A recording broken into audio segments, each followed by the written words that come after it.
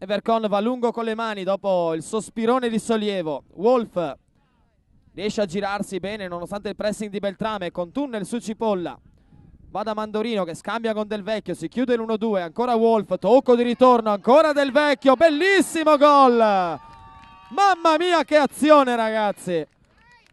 Azione da applausi a scena aperta. Del Vecchio, Wolf, Del Vecchio, 5-3 Barlala. Gol meraviglioso.